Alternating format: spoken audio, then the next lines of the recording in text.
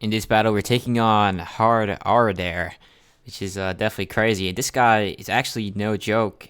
He's actually not a very high rank. I think something like 100 something, which is relatively low for this game. Although I did actually see him to fight a leaderboard player right before this, and I was gonna fight that leaderboard player. He was like number 7. Although my game disconnected and I got kicked like on this screen before I could actually get any action started, which is tough. Hopefully I'll face him again later in the future. But I actually saw him beat him too. Mainly because like it was a really close battle, but that was awesome. So this guy has to be no joke, you would think. I mean, obviously he does have his legendaries, although much more balanced. Maybe the Rayquaza might not be that balanced, but like I feel like Marshadow and Reshiram aren't like the most insanely overpowered legendaries. So anyways, we're leading with the Sharpedo as per usual. Because it always is a pretty nice lead. And he goes with the Marshadow. It's probably not something I mess with. It's tempted to just attack actually. Yeah, actually, I could. I'm gonna do that. I'm gonna protect, and then I'm gonna Psychic Fangs in this turn after the speed boost. So we should theoretically outspeed this, and unless he has the Focus Sash, he might actually have a Focus Sash. I wouldn't be surprised. Do I mess with this is the question. I had the Tapu Lele. I'm gonna go into the Tapu Lele. It was tempting to Psychic Fangs, although I mean I don't gotta lose it. And I mean Tapu Lele switches into close combat easy with its typing. It's got a quad resist to fighting. Dang, that still does a lot of damage though. So definitely would have probably, if it was not resisted, it probably would have brought me extremely low, and then he probably could have just Shadow Sneaked. I'm Moonblasting here. He actually stays in. Okay, that's crazy. Let's see if this is Focus Sashed or not. So I actually could have used Sharpedo, but it's fine. I mean, I'll just save it for later. Because, I mean, it can be a really good late game cleaner, so it's always good for that. Metagross comes out. We don't mess with this. So I have a lot of answers, actually, to the Metagross. Steelix actually makes sense here, too, actually. I'm feeling Steelix. Although Tangrowth could also come in. I mean, because Tangrowth, like Steelix, once you take damage, you're not getting it back. Because it doesn't have recovery other than, well, it should have leftovers. I don't know why that's not there. I'll probably have to put that on.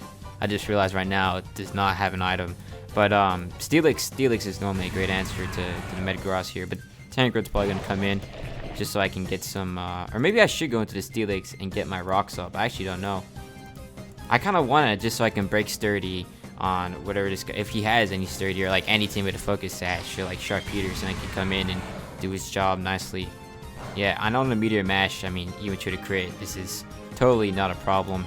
So let's get those Stout Rocks up on the Metagross. He's going to stay in Hammer Arm. Okay, it's totally fine. I'm going to get my Stout Rocks up.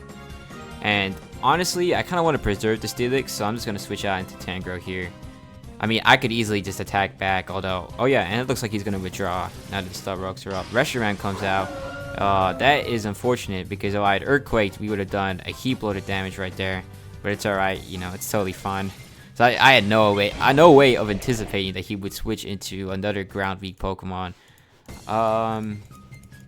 Now that the Reshiram is out, Skeledirge makes a lot of sense if he goes for a fire type attack. And I'm sure I can actually take a Draco, although it's not going to be too pleasurable either. And I actually realized that Skeledirge isn't really going to be too useful against Draco Meteor since it has Unaware, so any like special attack drops are actually not gonna affect him necessarily. I'm gonna go for the Hex here, just to take the damage I can get, and he's gonna switch out because he's scared of the Skeledirge, which is good. Lapras comes out. This is a much more manageable matchup right here. I mean, it's still not any damage, but I mean that's not a surprise either. Steelix does not actually want to come in here. Not many Pokemon actually switch into the Water Ice type combination. Mana Buzz makes a bit of sense, but not really at the same time. I think Mana Buzz and I U-turn into Sharpedo on what's probably going to be an Ice Beam, and then I can attack.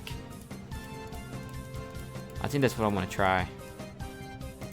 So Mana Buzz comes in on the Water type attack, and then Sharpedo comes out. Or I could even just use the Tangrowth for that. I don't know. Oh, he actually... Okay.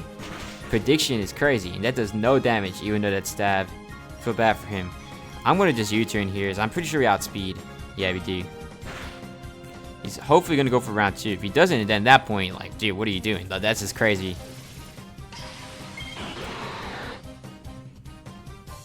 Okay, Hydro Pump comes out and does insane damage. We're gonna protect first turn, and then after that I'm just gonna go on offensive and start cleaning as much as I can. Alright, what's he gonna go for here? Goes for the Hydro Pump round 2. I mean, that makes sense because it's gonna hit anything really hard, especially the Sharpedo with no defense. And then now the Crunch is gonna come out now that we got our speed boost, because we should be able to tear through a lot of this guy's team. Hopefully, we'll see if I'm mistaken. But even Bullet Punch probably does not get through Sharpedo at this point since it's already boosted now. Alright, so Crunch comes out. It's obviously gonna finish the job against the Lapras. Hopefully he doesn't have anything too bulky. Like, I know the Rayquaza might actually fall to the Ice Fang. It could actually live though, I wouldn't be too surprised, but should fall. Reshiram's gonna take Stealth Rock damage.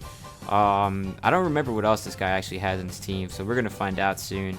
But Sharpedo should be in a good position to just deal damage if it needs to, or I could even bring it back later, because I mean base 105 speed is still really good. Although this is also an adamant nature, so it's by no means like the fastest one out there, so maybe I might need to change that in the future. But since I'm using speed boost, I'm willing to kind of make that risk, because I'd rather take power output over guaranteed speed for this specific set right here.